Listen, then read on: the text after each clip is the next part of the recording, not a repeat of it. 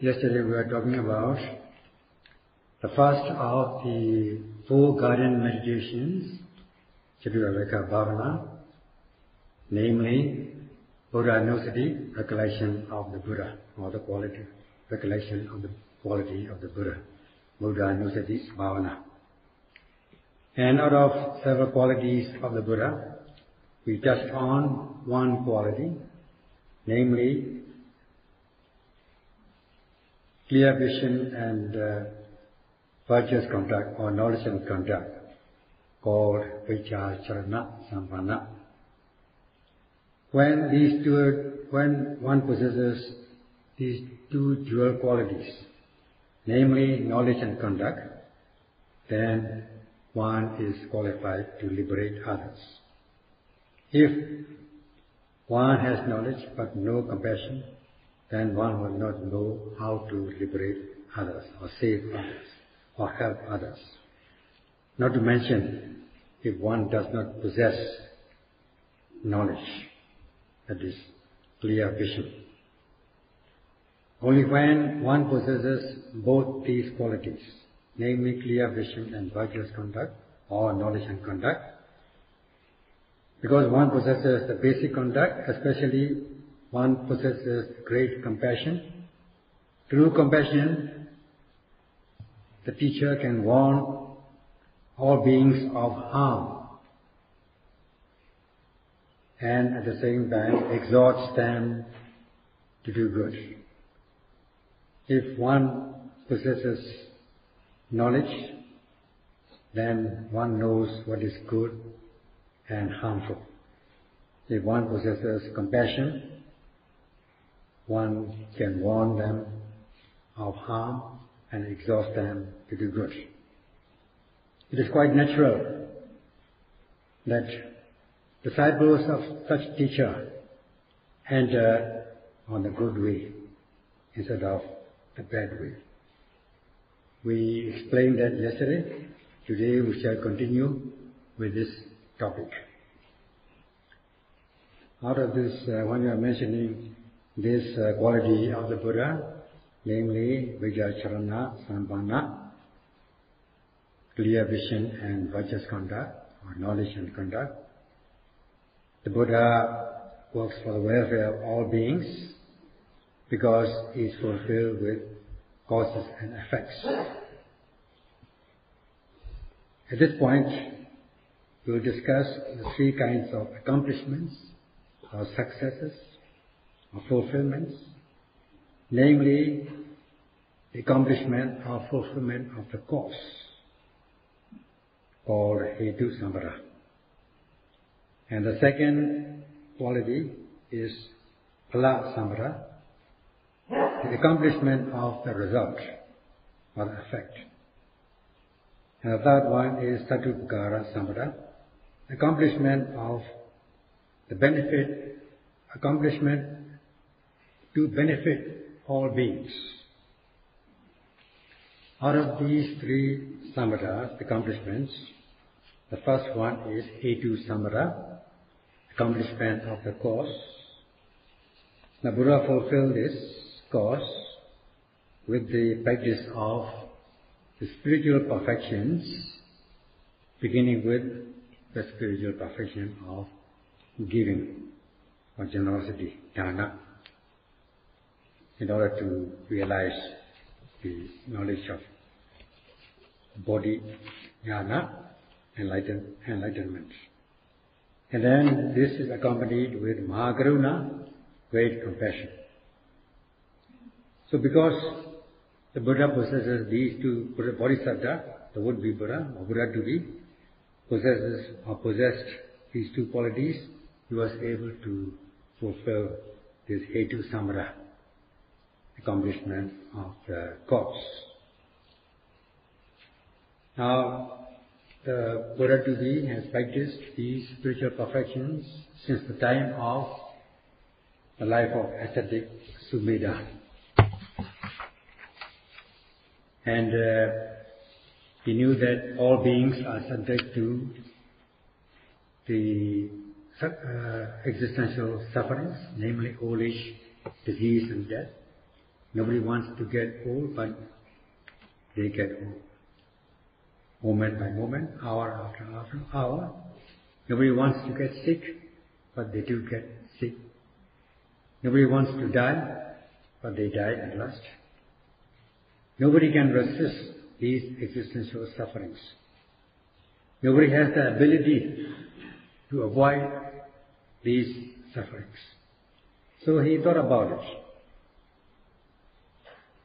So he thought that if there is suffering, there must be non-suffering, or freedom from suffering. If there is heat, there must be cold. If there is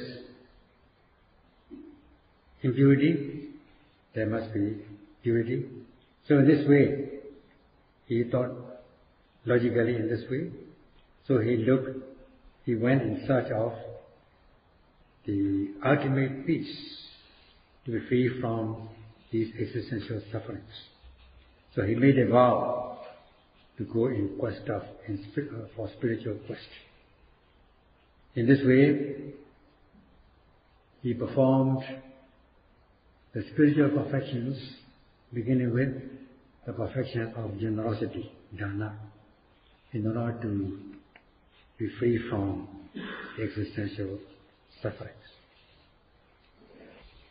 As the life of Buddha to be, he was not in possession of this Vichacharana Sampana, the quality of virtuous conduct, the clear vision and virtuous conduct. Although he possessed the Patisankhana Bala, the power of intellectual reasoning, but not yet Bhavana Bala, the power of mind development or meditation. He was just ordinary being, as at the time of the Bodhisattva or Buddha to be. Ordinary being, Buddhajana. However, he had distinctive qualities. He was an extraordinary person, more extraordinary than others. So, in order to gain this omniscient knowledge, Saddhita Jnana, and to become enlightened with eradicating all kilesas, together with the traces of them, he had to practice to realize this arhata megajnana, knowledge of arhatship.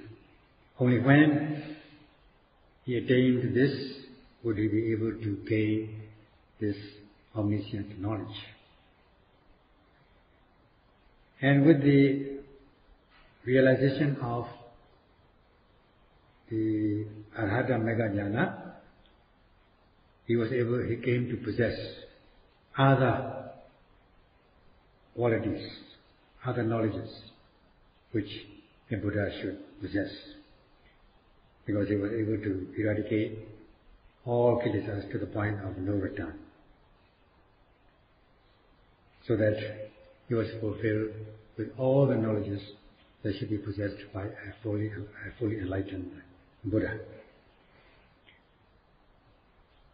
Because as a Bodhisattva would be Buddha, or Buddha to be, because he was not in possession of omniscient knowledge, he was not aware of what is harmful and what is good. He cannot differentiate between these two. Though he may have compassion, he was not able to differentiate between harm and good. He did not have that quality. However, he saw that he must strive to possess this omniscient knowledge, Saddhita Jnana, so that he will be able to differentiate between what is harm and what is good. So in order to gain this omniscient knowledge, he started performing these spiritual perfections, beginning with the spiritual perfection of generosity. Because even if one has the compassion, if one does not possess omniscient knowledge, one cannot differentiate between what is harm and what is good. So one cannot guide the beings, cannot guide others to do good and to abstain from doing harm. So he himself had to strive. He thought himself that he had to strive to be free from all kilesas to the point of no return in order to realize his omniscient knowledge. Since the time of Buddha Duyên, although he was in possession of compassion in his own right, because he was not in possession of Sarvajñana Jnana, omniscient knowledge, he was not able to differentiate between good and harm, good from harm, and cannot guide others or liberate others to be free from harm. So he understood that he must possess these dual qualities, namely omniscient knowledge and great compassion. Then only he will be qualified, or he will be able to liberate others. Hence, he started fulfilling the spiritual perfections. Until at last, he was totally fulfilled with the practice of the spiritual perfections, paramis. And with the practice, he was able to eradicate all defilements together with the traces of them which had been all along his lifetimes, with the realization of Arhatambhega, the path of the Arahantship, until at last he was able to possess all knowledges which a Buddha should possess. In this way, he gained the result of the causes.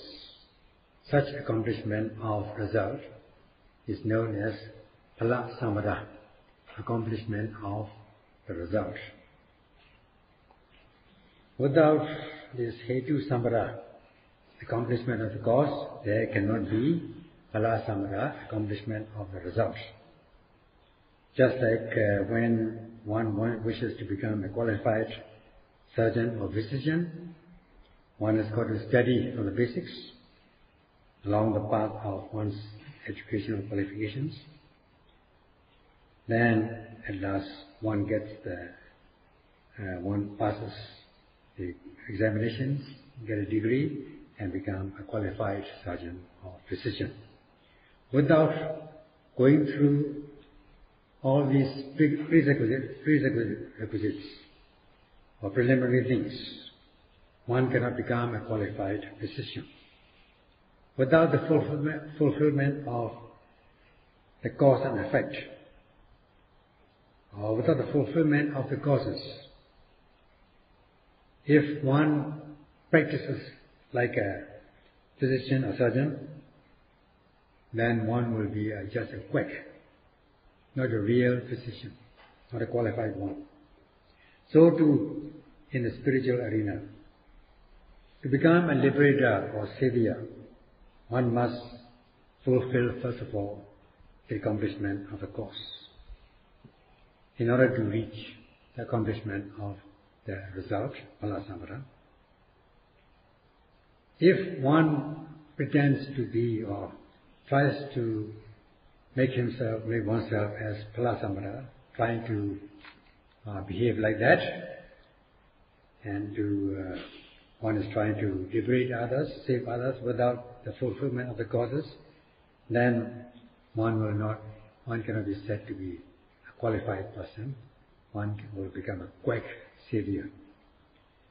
So only when one has fulfilled these two things, the causes and effects, or result, will one become the real savior or the real liberator. Without the fulfillment of these two qualities, the cause and the result, one cannot practice for the welfare of all beings. If one is fulfilled with these qualities, then one will be able to benefit all beings. Such is Satupakara Samvara, the accomplishment to benefit all beings. Then only one will be respected and venerated by all, and one will have faith and confidence in such a person. As for the Buddha, he was fulfilled with these causes and effect, and he was able to benefit all beings. Out of 24 hours, he rested mostly a maximum 4 hours a day, and as for the remaining hours, he devoted them for the benefit of all beings continuously, possessing Mahakaruna with compassionate feeling, with the application of the omniscient knowledge, Sabhinuddhayana, using all available means to liberate the beings. It is not that the Buddha was fulfilled, Buddha had the motive to benefit others with the fulfillment of the causes and effect.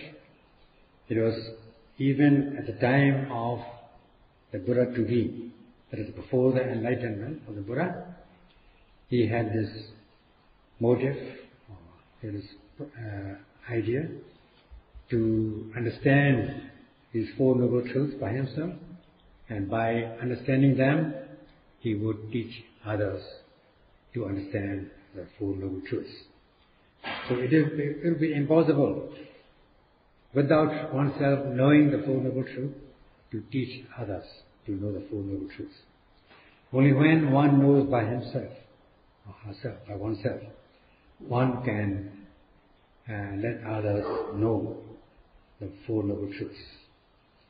And when one is preaching or giving teachings or exhorting others, one may be doing it for many reasons, such as to get fame or gains or become a celebrity. But in the case of the Buddha, it was not so. He had sincere motive, just to teach others Dhamma as Dhamma, for the sake of Dhamma. In this way, since the time of the would-be Buddha, or the Buddha to be, he had this kind of thoughts or determination, and with this motive, he performed the spiritual perfections to fulfillment. Thus he was able to accomplish these two things, Hetu Samara and Phala Samara.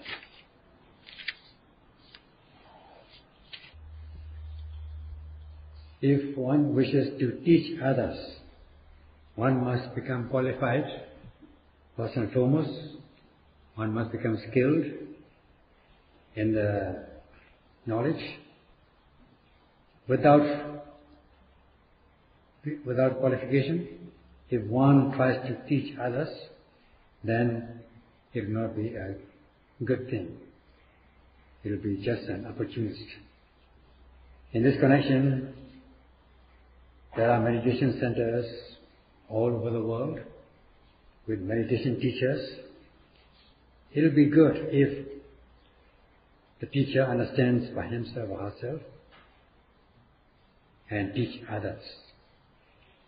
It will be realistic that if the teacher is fulfilled with both the theoretical and practical aspects in order to become qualified to teach others, so that then there will be no wrong teachings,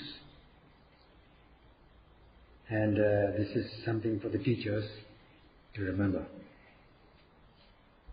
One has to practice Satipatthana Bhavana and also be well versed in the theoretical aspects, otherwise it is not easy to teach others. Even if one knows the theoretical aspects, if one has not practiced properly, satisfactorily, also one will not be able to teach others. So one should possess these two things, namely the practice, satisfactory practice, and the theoretical aspects of the practice in order to teach others. Then the teacher will know as much as in his or her own right. Then he or she will be able to transmit the knowledge or share the knowledge. He had made a vow, that is, Odo Mochya. By himself, he would free himself from the bondage of all defilements. Then he will liberate others from the bondage of all defilements. That was his vow. In a sense, he would free himself from the suffering as a result of these defilements. Then he would teach others so that others will become free from the bondage of these sufferings. In that case, it is impossible if one has not qualified with these accomplishments to say, if one says that one will liberate others, so that others will be free from the bondage of sufferings. Another vow that a Bodhisattva, the would-be Buddha, has made is Teno Dharya. That is, he would cross this flood so that he will be free from the suffering of old age, disease and death to the other shore. Then after he has crossed, he would make others cross these four floods, namely the flood of sense desires, the flood of existence, the flood of wrong views, and the flood of ignorance, unknowing and knowing wrongly. So these are the four floods that one needs to cross.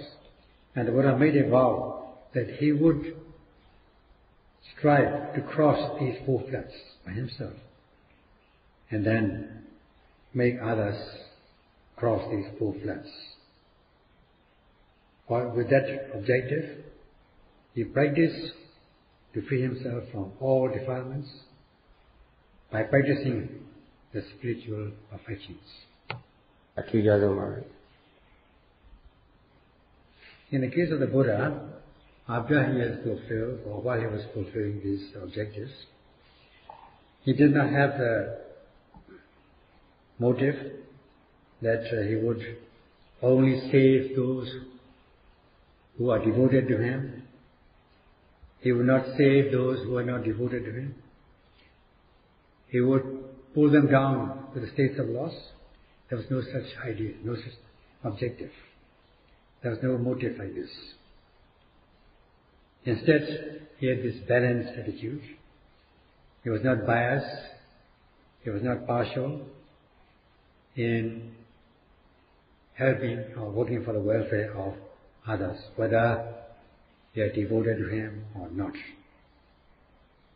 Such is the distinctive feature of the Buddha.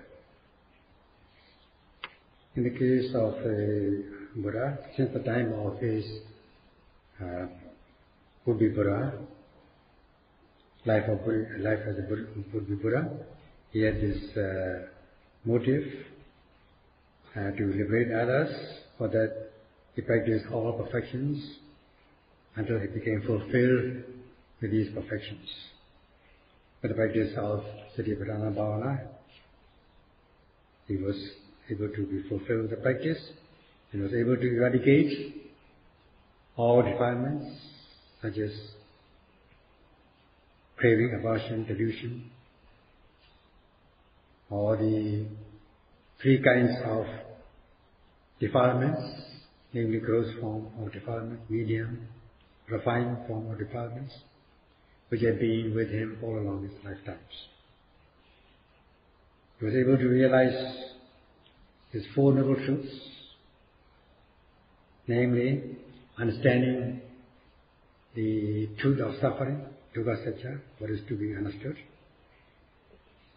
Abandoning what is to be abandoned, namely samudaya satya, the truth of the origin of suffering. He was able to realize the truth of the extinction of suffering, nirodha satya. And he was able to develop what should be developed, namely magga satya, the truth of the path leading to the extinction of suffering. In this way, he was able to realize the Four Noble Truths, and hence he was able to teach others, as is given by this expression, bodhaya dhammante siddhi. After he has known these Four Noble Truths, he taught these Four Noble Truths to others, so that others will understand, others will realize these Four Noble Truths, such as the truth of suffering, truth of origin, and so on. And he preached these things. He taught all beings, as he had made vows previously, without the expectation of any gain, fame, celebrity, and his purpose was very clear. After knowing these Four Noble Truths, he preached to all beings, so that all beings will understand these Four Noble Truths with compassionate feeling, with the application of this omniscient knowledge, Sattva Jnana, so that beings will know what they should know, or beings will realize what they should realize. If one does not know the truth, one will know wrong things, leading to clinging to wrong things, leading to wrongdoing by body, speech and mind, which may lead to suffering, excessive suffering, and so on.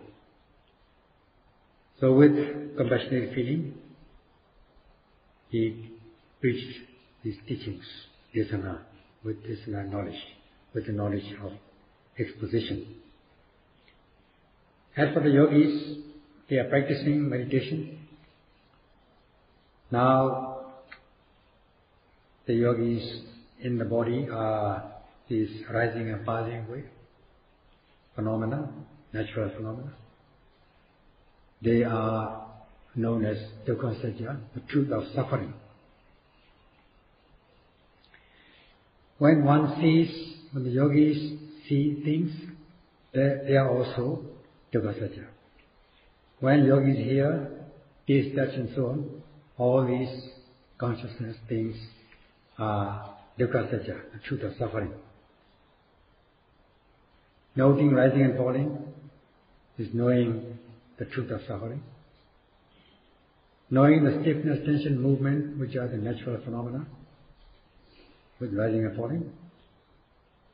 They are knowing the material aspect of the truth of suffering, rupa dukkha satya. And knowing them is nama dukkha satya, the mentality, the mental aspect of the truth of suffering. So these two things are known. It is material aspect and the mental aspect of the truth of suffering. In this way, they are knowing them fully, or discerning them, while they are watching the abdomen and noting rising and falling. By taking an aim at the object energetically, they are knowing these two things, namely the material truth of suffering, or physical truth of suffering, and mental truth of suffering. In this way, they are set to understand them in their own right. Now, of course, they have to continue to practice, to watch them, so that they will know better and better. In this way, by knowing them, By noting them and knowing them, there will be no attachment to the objects noted. And they will not be attached to other objects as well. So that these attachment has no chance of there's no chance of you becoming attached to these objects. In this way, you are said to be abandoning the origin of suffering, samudaya satya. So, by knowing the truth of suffering, you are abandoning the origin of suffering. At the same time, at that moment, you are overcoming ignorance, which is made up of ordinary unknowing and knowing wrongly. In this way, this ignorance is said to be overcome. They cease to exist temporarily or momentarily. Such is realizing the extinction of suffering, nirodha satya. So in the noting mind, if one analyzes this noting consciousness, you will be able to divide them into three main sections, namely sati, sekha, mindfulness, the training of mindfulness, or the training in the mindfulness group, and samadhi, khanda, concentration group, and pinya khanda, wisdom group, which constitute the noble eightfold path, or eightfold paths. And in this way, you are developing what should be developed, namely the noble eightfold path. In this way, by watching or practicing the mindfulness to know the dukkha satya, the truth of suffering, you are accomplishing other truths, namely samudaya satya, the truth of the origin, the truth of origin of suffering, nirodha satya, the truth of extinction of suffering, and magga satya, the truth of the path leading to the extinction of suffering. In this way, by doing one thing, you are accomplishing all four things at the same time. Such is realizing the Four Noble Truths. As this expression goes, Buddha saw Bhagavad, knowing the Four Noble Truths in the beginning, the Buddha is fulfilled with the Buddha knowledge. Then with compassionate feeling he preached the Dhamma, because he realized this phala samadha, accomplishment of the result, namely Sabhijñana Jnana, omniscient knowledge. When one is fulfilled with the accomplishment of the effect, that means one is fulfilled with the accomplishment of the cause. It is radically understood. So as the expression goes, Bodhaya, as he had made a vow previously, he wanted all beings to know the Four Noble Truths. With this, he preached the Four Noble Truths so that to convince all beings of the Four Noble Truths, thus achieving his purpose. In this way, Dhamman Deseti is teaching the Dhamma, preaching the Dhamma with compassionate feeling. Such is benefiting all beings. Such is the fulfillment of the third accomplishment, namely Satipakara Samvara, the accomplishment of benefiting all beings. In this way, he was able to possess these three accomplishments, namely Hetu Samvara, accomplishment of the cause, Phala Samvara, accomplishment of the result, and Satipakara Samvara, accomplishment of the benefit to all beings. So in this way, understanding this, we should be able to have faith in the quality of the Buddha. That's all for today.